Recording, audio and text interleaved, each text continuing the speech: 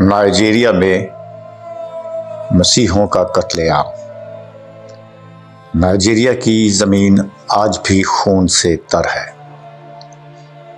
हज़ारों बेगुनाह मसीही सिर्फ यस्सु के नाम पर मारे जा रहे हैं।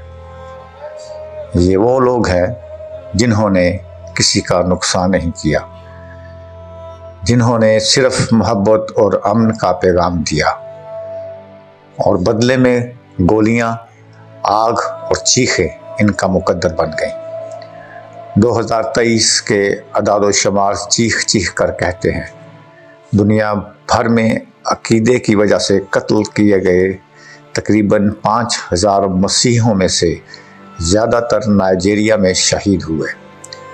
गांव के गांव जला दिए गए, कलीसियाएं राख हो गई, माँओं की आगोशें खाली और बच्चों के ख्वाब खून में डूब गए। ये जुल्म इंसानियत पर बदनुमा दाग है, और दुनिया की खामोशी इससे भी बड़ा जुर्म।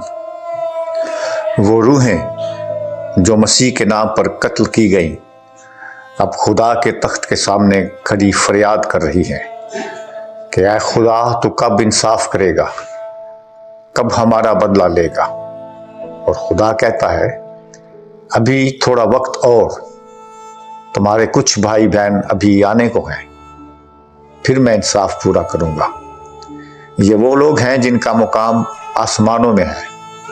उन्होंने अपनी जान ईमान के लिए दी, और लिखा है कि जो मेरी खातर अपनी जान गंवाएगा वो पाएगा।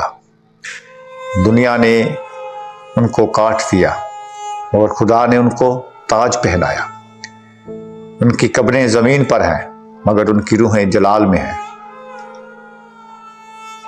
और अब सवाल, अमेरिका कहां था जब हजारों लोग मारे जा रहे थे, जब कलीसियाएं जल रही थीं, जब बच्चों के जनाजे उठ रहे थे? तब खामोशी क्यों थी? अब जाग उठे हैं। हम तशवीश में हैं, कहकर तशवीश नहीं, कार्रवाई चाहिए। कातलों को पकड़ो, दहशत फैलाने वालों के नेटवर्क तोड़ो, और इंसानियत को बचाने के लिए उठ खड़े हो। हम सबको भी उठना होगा। दुआ करें उन शहदा के लिए, नाइजीरिया के लिए, पाकिस्तान और दुनिया के हर उस मसीही के लिए जो सिर्फ मसीह के नाम पर सताया जा रहा है। याद रखें, दुआ चीज़ों को बदल देती है। खुदा अपने लोगों की फरियाद सुनता है, और वो दिन करीब है जब हर आंसू का हिसाब लिया जाएगा।